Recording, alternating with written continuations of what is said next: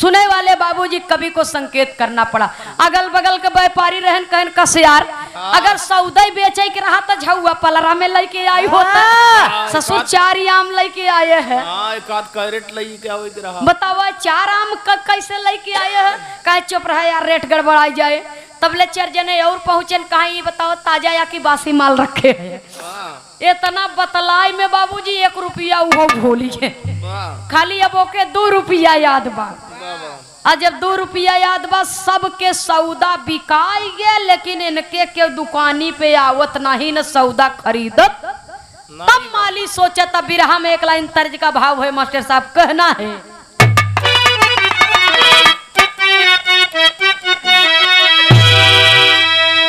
अरे राम झकोरा मारे झुलनी, ए सुनई वाले बाबू झकोरा मारे झुलनी, ओ है साड़ी लहराई हो झकोरा मारे झुलनी, साड़ी लहराई हो झकोरा मारे झुलनी, साड़ी लहराई हो झकोरा मारे झुलनी, झकोरा मारे झुलनी,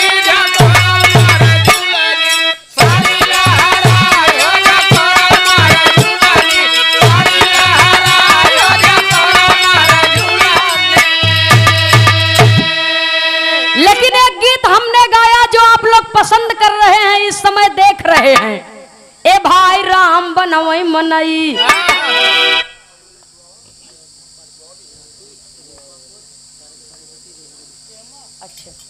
अयोध्या प्रसाद जी के नाती हैं रूपापुर से करण प्रजापति, और आप रेलवे में कार्यरत हैं। आपकी ओर से सादर 101 रुपया बहुत बहुत सादर नमन है, मालिक सुखी रखें। सुनई वाले बाबूजी कवि को संकेत करना पड़ा, ए भाई राम बनवई मनई, ए सुनई वाले बाबू राम बनवई मनई, मनई बनवई राम के राम बनवई मनई,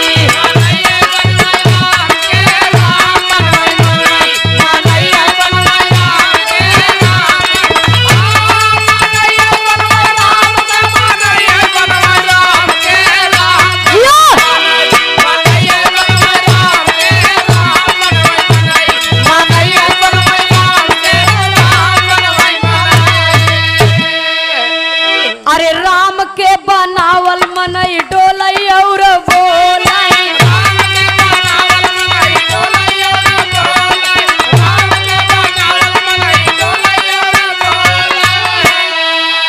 हे मनई के बनावल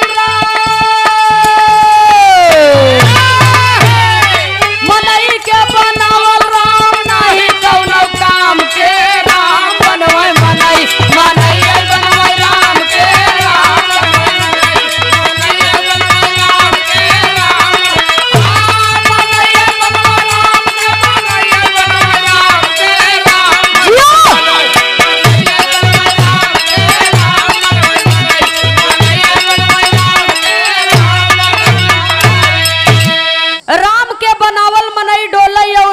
मनई के बनावल राम नाही कोनो काम के राम बनवई मनई, मनैया बनवई राम के ये सब बनवाते जकरा हिया आए हो गावे। बात सही है। सुनई वाले बाबूजी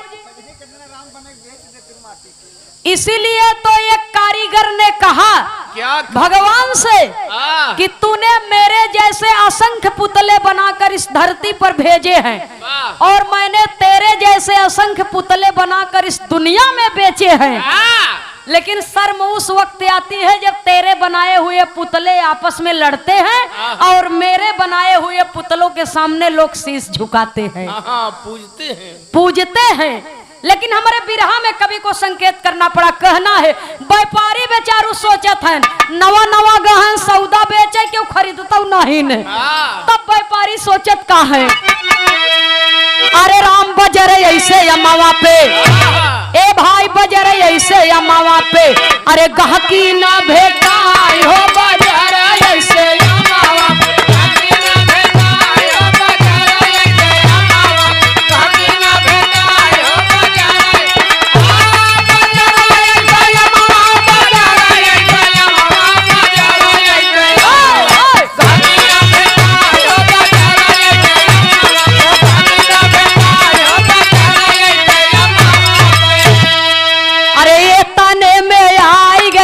चार ठी जननावा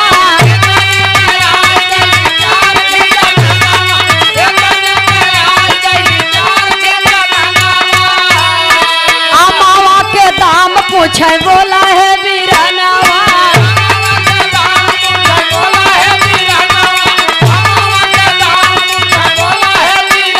अरे 2 रुपया आम तब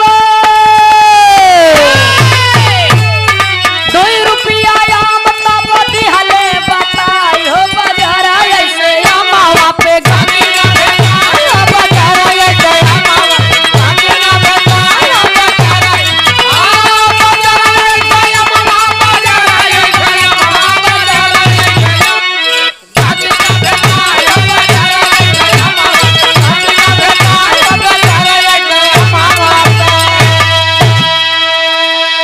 सबके सौदा बिचाई गे बाजार उजरई लगी बाजार उजरई लगी और केहू आवत नाही न गहकी अब इतने में बाबूजी साँझ होत हो चाठे मेहरारू आइन कहीं भैया जे औतो बा सोचा तो छटा माल रखे चाठे मेहरारू आइन और जे औतो बाटे देखत बात कहत हन कि ई सबसे अंतिम में अब छटा माल बचा बा का करइए का केहू खरीदे बढ़िया सौदा सब खरीद लेत हन ओकर खराब समझ के खरीदते नहीं है लेकिन जब सब के बिचाई गए तो जब चारों औरतें आइन तो कहीं भैया अब और कुछ ते दिखात नहीं ने आम ले के मन रहा है और व्यापारी तो दिखात नहीं है न तो वही बचा है अंतिम में एक काम करा कितने के दी है 1 रुपया 8 आना भूल चुका है खाली 2 रुपया याद बा दुल्हनिया कहे रही न 8 आना के काम 1 रुपया 2 रुपया चारों 2 रुपया ओकरे याद बा कहे 2 रुपया के एक काम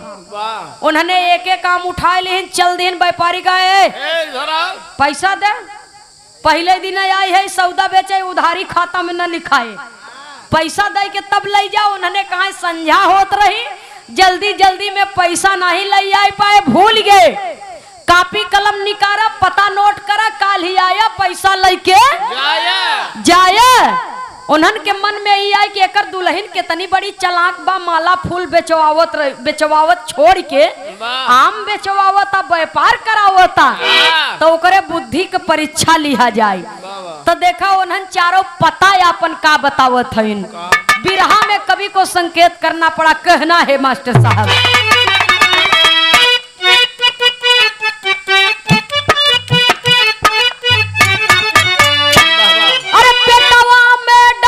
हंस के कहा दुल्हनिया हमार मितावा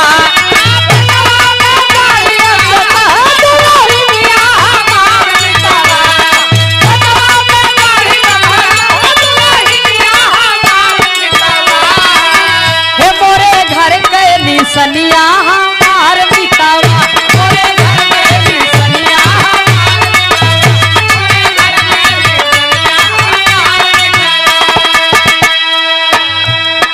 दूसरी कहे पेटवा में अखिया निशान बा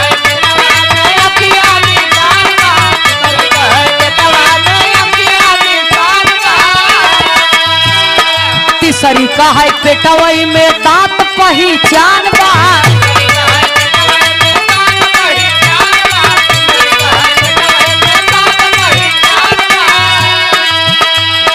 चौथी कहे पेटवा में खून सनिया सुनाए मितावा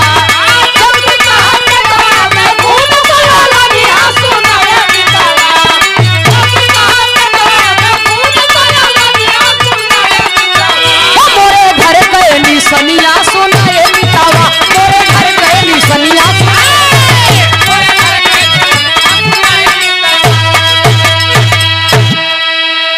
पहिल की कहानी सुना हमारे दुआरे पेटे में दाढ़ी बा यही हमारे घरे के निशान है यही पता देख के चला आया अपन पैसा दूसर की कहा हमारे दुआरे पेटे में आँखी बा तीसर की कहा हमारे दुआरे पेटे में दांत बा चौथी कहा हमारे दुआरे पेटे में खून बा व्यापारी के मोहबावा के बावे अरे बाप रे बाप एनहन तो मैजे नहीं देश कहिए न होई का दूसरे देश से चली आई है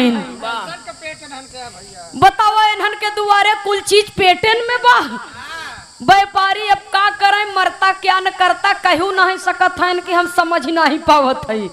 कहीं चले आओ फिर भी आन पैसा दिहू। गए व्यापारी घरे, दुल्हन पानी ओनी लिया के दिहेस, बढ़िया 2 भेली गुड़ लियाएस। हाँ, और इनारा से ठंडा पानी ले आई भर के दिहेस, गोड़ हाथ धो लिहन, पानी ओनी पी लिहन, खटिया पर बैठे न आराम से।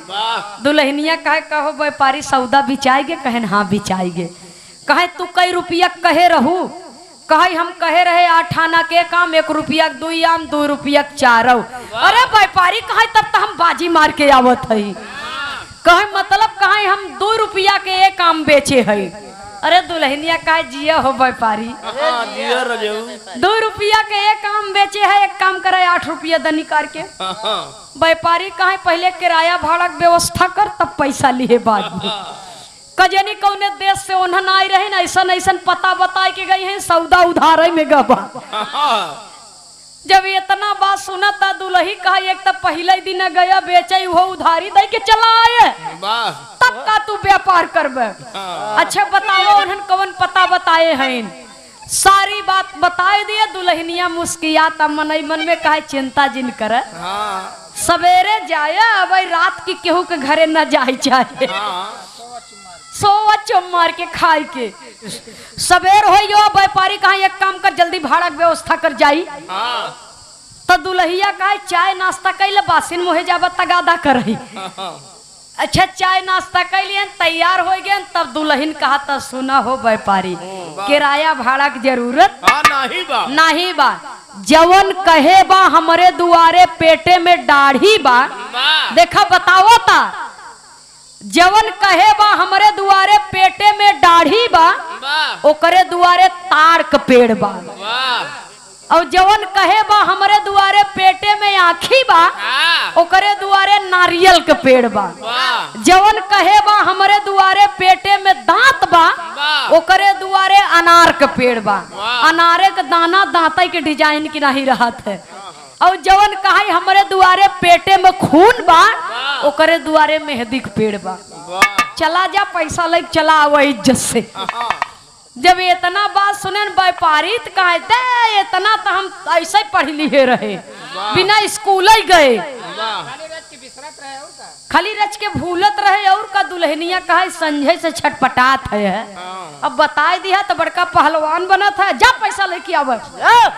जब गए व्यापारी तो उन्होंने कहा एक काम करे, आज जा सौदा लेके आया बाजार में फिर से।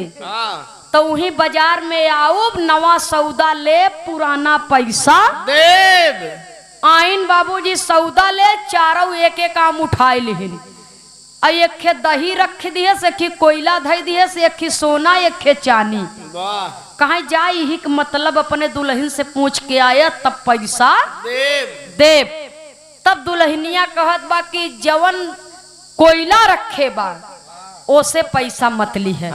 कहे काहे कहे वो विधवा हो चुकी बा, ओकर सुहाग मिट गया बा, ओकर सुहाग कोयला हो गया बा, ओसे पैसा मत ली है। जवन दही रखे बा उहू से पैसा मत ली है। कहे काहे कहे वो गर्भवती बा, यानी दूध में जामन पड़ चुका बा, ओसे पैसा मत ली है। जवन चांदी रखे बा, ओ जवन सोना रखे बा, उहू से पैसा मत लिहे। कहे काहे कहे ओकर गवन बियाह 2 न हो गया बा, उहू से पैसा जिल लिहे। जवन चांदी रखे बा उहे कुंवार बा, ये तीनों के हिस्सा पैसा उही से ले लिहे, उही से पैसा ले लिहे। और वो कोई साधारण लड़की नहीं, आम आदमी के लड़की नहीं, वो देश के राजा के लड़की रही। अपने सखियन के संगे निकरी रही भ्रमण करे बदे। जवन सौदा न बिचाई राजा खरीद लेत रहे ओके। काहे बरे कि क्यों गरीब आदमी हमारे राज्य में भूखा न मरे। तो राजा तो नहीं पहुंच पाए, राजा के लड़किन पहुंच गए, सौदा खरीद लिए लेकिन उधार ही बा। तो जब पहुंचन व्यापारी कहा एक काम कर, तू अपनो पैसा ओनहु तीनों जनी के हिस्सा पैसा दे दे। तो राजा के लड़किया कहा जा शाम के टाइम में, अब दिया बत्ती के टाइम होता है, इतने टाइम पैसा वैसा न दे, चाहे जात है बाबा भोलेनाथ के मंदिर में पूजा करे। अब पूजा पाठ कर ले, दिया बत्ती जला ले, वही आए वही तोहार पैसा देव। वही आया वही तोहार पैसा दे। व्यापारी अपने दुल्ही से सारी बात बताई दिए, गयन पैसा ले बदे। और जब गयन तब राजा के बिटिया और व्यापारी माली बेचारा दोनों जने बतियावत है हंसी हंसी के। और जब हंसी हंस के बतियावत है तो ई बात मंत्री के लगे खबर पहुंची कि राजा के लड़की के चरित्र ठीक नहीं बा, पराये मर्द से मंदिर में हंसी हंस के बतियावत। और ये बात राजा के लगे पहुंचे के चाहे मंत्री साहब जब सुने तो मंदिर में ताला लगवाई दिहन।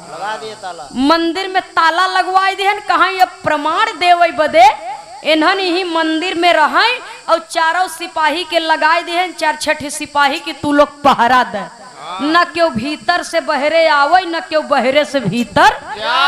सवेरे राजा साहब के बुलाऊ वो उनके लड़की के चरित्र दिखाऊ कि देख ले तोहार बिटिया यहाँ एकर चरित्र चाल ठीक नहीं बा। पराये मर्द से मंदिर के भीतर हंसी हंस के बतियाता। धीरे धीरे जब आधी रात बीता तब राजा के लड़की सोचे लगी कि सवेर होए मंदिर के ताला खुले तो हमारे बाप के जग हंसाई होए। वही मंदिर के खिड़की से एक सिपाही के बुलाए के अपने हाथे के कंगन उतार के दे दिहस। कहे भैया तू हमार धर्म के भाई, हम तोहार धर्म के बहिन, हमार लाज बचाई लेता। जवन चाहबा तवन गहना गुड़िया सोना चांदी धन दौलत तो है मिले। जाए के गांव में इतना कही दे कि जेकर बरधा तोराए हो बांध ले। तब बिरहा में एक लाइन तर्ज लगी मास्टर साहब, गाना करीम में है, कहना है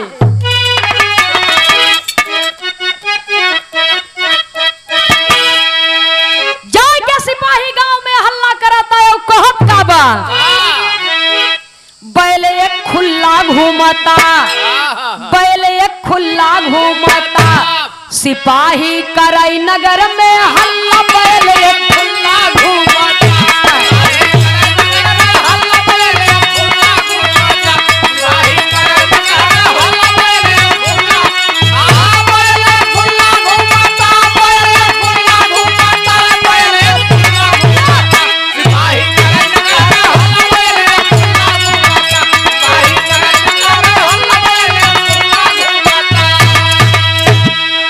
सुनी ढिढोरा जब मालिन तब मन में गौर बढ़ाई।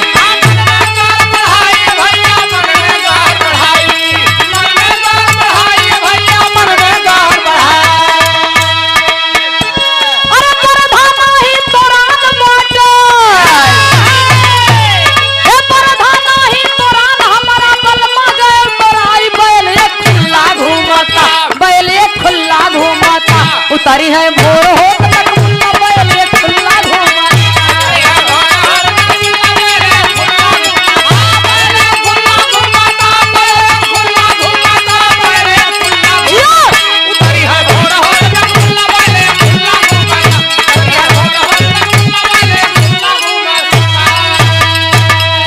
सिपहिया जाए के नगर में हल्ला करता, जेकर बरधा तोराए होई बांधी ले। अरे गांव वाले जेकर बरधा तोराए होई बांधी ले। आधी रात की उठ के सब अपन अपन गोरुआर ताकत है। सबके गाय बछरू भैंस गैया सब अपने अपने खूंटा पर हैं। और जब मलिनिया सुनेस तो सिपाही भैया के बोलाई के कहा ये सिपाही भैया जौन बरधवा तोराए बा कहाँ बा।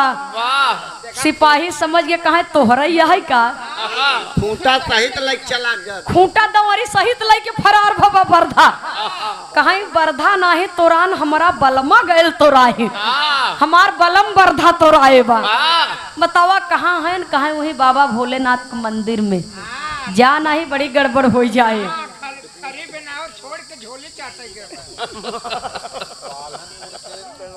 जब मलिनिया सुनस तो 4 बजवा भोरहिया में सोरहौ सिंगार 3200 अभिरन सजाए के गौने के पियरी पहिर के हाँ आरती के थाल लाई के पूजा के थाली सजाए के नरियर चुनरी लाई चल दे। बाबा भोलेनाथ के मंदिर में गई। कहा हमार पति बहुत दिनक बाद लौट के आवत हैं और हम कहे रहे कि पहले भोलेनाथ के दर्शन करब तब अपने पति के दर्शन करब। हाँ तब जाए के अन्न जल ग्रहण करब। हम मनौती माने है भैया, हमें तनी जाय देते। सिपाही का खबरदार, अरे मंत्री का आदेश है, जब तक सवेर न हो जाए तब तक मंदिर के ताला नहीं खुले। बिगड़ गए कहे कवर राजा महाराजा देवी देवता या लगाए बा, मंदिर के ताला न खोलवा तो पूरा गांव बोला है कि हम बेइज्जती कराए दे तोहार सबके। बतावा हमार दुखिया की बात नहीं सुनी जाता। और जने कहा अरे यार खोल द तलवा जाए पूजा के बेचारी चली जाए।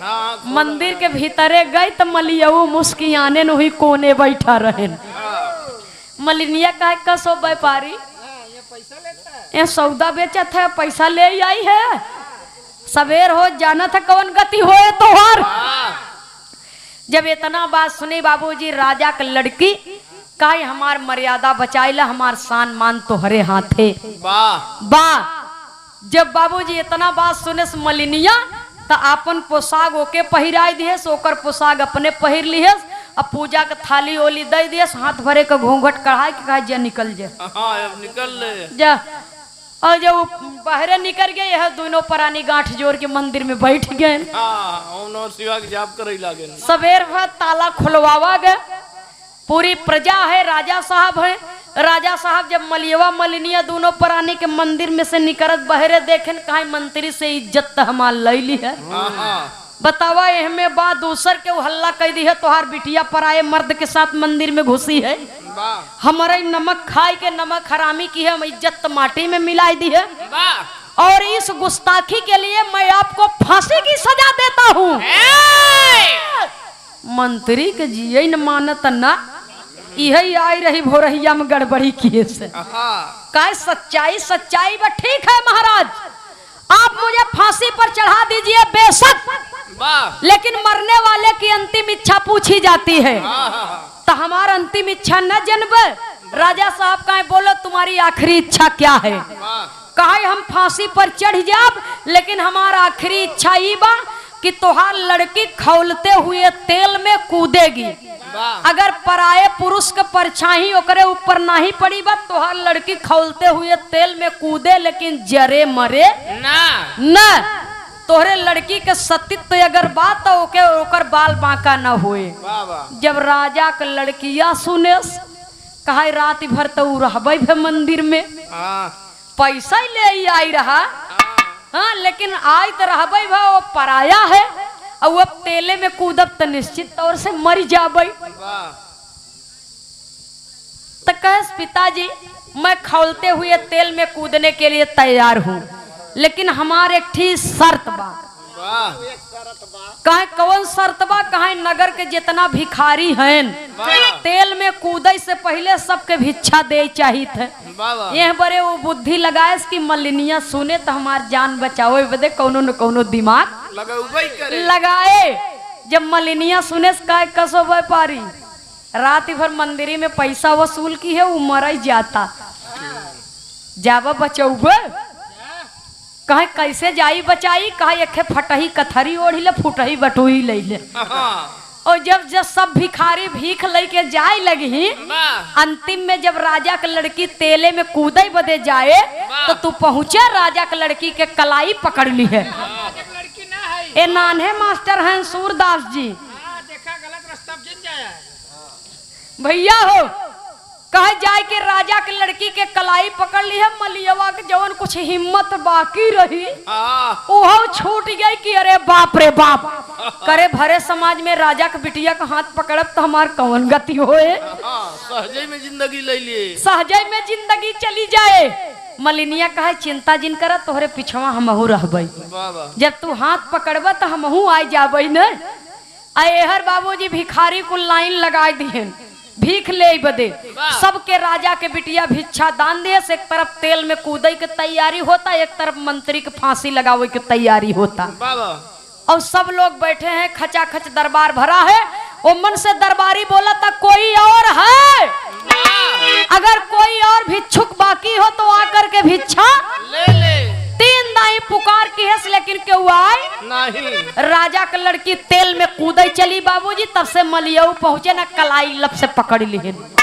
और जब पकड़ लिए बाबूजी और तब तक मलिनिया पहुंच गई। वाह। जब पहुंच गई तो राजा साहब क्रोध में आ गए और कहते हैं कि अरे इतना बड़ा मूर्ख है, इसकी इतनी बड़ी जुर्रत, भरे समाज में आकर के मेरी लड़की की कलाई पकड़ लिया। अब मंत्री के संगे संगे इहू के फांसी होए। तब तक मलिनिया हाथ जोड़ के कहे सरकार एहमे इनकर कोनो गलती नहीं ने। आपके लड़की के प्रतिज्ञा रही कि एको भिखारी छूटे। गाना के अंतिम निष्कर्ष और मूल निष्कर्ष, एको भिखारी छूटे न पावे, इसलिए आपकी लड़की की प्रतिज्ञा टूट जाती, अधूरी रह जाती अगर ये छूट जाते न भिक्षा ले से। तो आपकी बेटी का कलाई पकड़े हैं केवल भिक्षा लेने के लिए, और कोई गलत इरादा इनका नहीं है। लेकिन ये जात के मर्द हैं, जात के पुरुष हैं और पराया हैं। आपके लड़की के लिए ये पराये हैं और अब चाहे भिक्षा ही ले बदे, लेकिन पराया पुरुष आपकी लड़की की कलाई पकड़ लिया है। भले ही भिक्षा लेने के लिए पकड़ा, लेकिन पराये पुरुष का स्पर्श आपकी लड़की से हो गया है। अब आपकी लड़की तेल में कूदेगी तो मर जाएगी। मंत्री कहा नाश कैद हुआ के तूत। वही बाबूजी राजा साहब जब सुने तो कहते हैं कि कोई बात नहीं, मैं तुम्हारी बातों का समर्थन करता हूं, मेरी बेटी की प्रतिज्ञा अधूरी रह जाती, इसलिए अब हमारी लड़की खौलते हुए तेल में नहीं कूदेगी। कवि को संकेत करना पड़ा, कहना है स्वर्गीय दद्दा पंधारी के धुन में।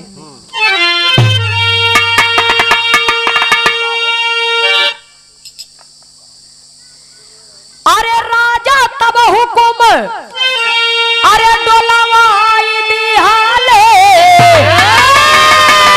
हे राजा तब हुकुम अरे डोलावाई दिहाले, तब कराही वाला तेल खौलवाई दिहाले।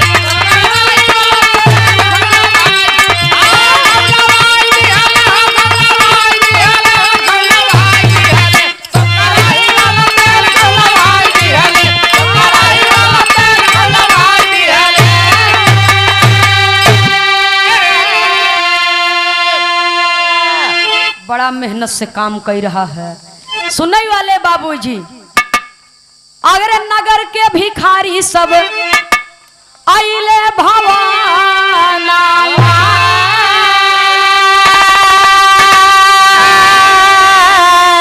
और राजा के लड़की सबके दिहली भिक्षा दाना।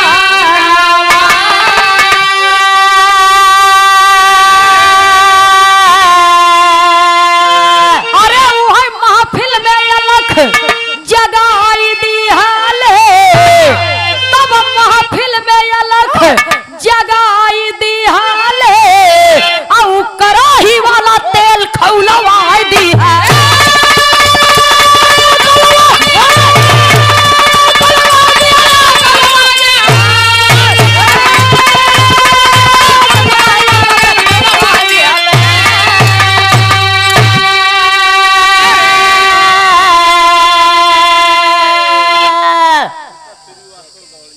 सुनने वाले बाबूजी सारी बात जब सुने तो राजा साहब मालिन के ऊपर प्रसन्न हो गए, उसकी बुद्धि से प्रभावित हो गए।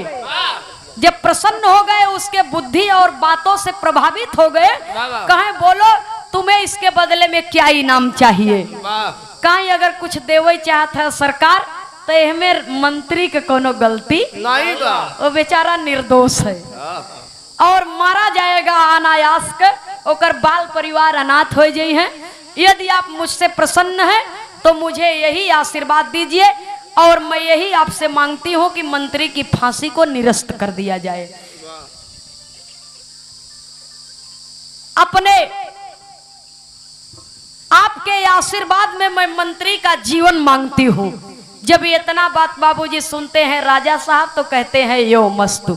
मंत्री साहब का फांसी निरस्त कर दी गई। बाबूजी कहाँ ये करे अलावा कुछ और चाहे तो मांग ला, मैं अति प्रसन्न हूँ तुम्हारे विचारों से, जो भी चाहिए मांग लीजिए। अपने लिए कुछ न कुछ मांगला। जब इतना बतिया सुने माली और मालिन तो कहे सरकार अगर आपके दरबार में कोनो छोटी मोटी नौकरी लग जाए तो हमारो दोनों प्राणी के जीवन यापन हो जाई, ये कोनो रोजी रोजगार हमरो सबके बदे लगवाए देता है। तो माली तो जात के रहबे भन, वही अपने बगीचा के देख रेख करने के लिए राजा साहब अपने दरबार में अपने महल में उनको नौकरी पर रख लिए। नौकरी पर रख लिए, दोनों प्राणी अपन जीवन बितावे लगे प्रेम से खुशी से। सुनने वाले श्रोता सज्जनों, इसीलिए कहा जाता है कि एक पति समझदार होता है तो एक मकान बनता है, और एक पत्नी समझदार होती है तो वो मकान घर बनता है, और पति पत्नी दोनों समझदार होते हैं तो वो घर एक दिन एक मंदिर बन जाता है। और ये होना चाहिए, एक दूसरे की कमियों को नजरअंदाज करें और एक दूसरे के साथ में प्रेम से हाथ पकड़ करके चले, कदमों से कदम मिला करके चले, और अपने घर गृहस्थी को आप संवार सकते हैं। क्योंकि जिंदगी आपकी है, चाहे इसे सोना बना लीजिए चाहे सोने में गुजार दीजिए। आखिरी और अंतिम प्रमाण में खानदान के परिचय के साथ में कवि को संकेत करना पड़ा। बीए पास लड़की अपने बुद्धि से, अपने सभ्यता से, अपने संस्कार से अपने अनपढ़ पति को इस समाज में जीने के लायक कर दिया, उठने बैठने के लायक बना दिया बाबूजी। इसीलिए कहा जाता है बेटी वही जो कि लजिया बचावई अपने पति परिवार के, और माता पिता की जो पूजे चरनिया रक्षा करे घर द्वार के। ऐसे समाज में बेटियों की आवश्यकता है, और ऐसी बेटियों को कोटि कोटि हृदय की गहराइयों से धन्यवाद है। आखिरी लाइन में खानदान के परिचय के साथ में कवि को संकेत करना पड़ा।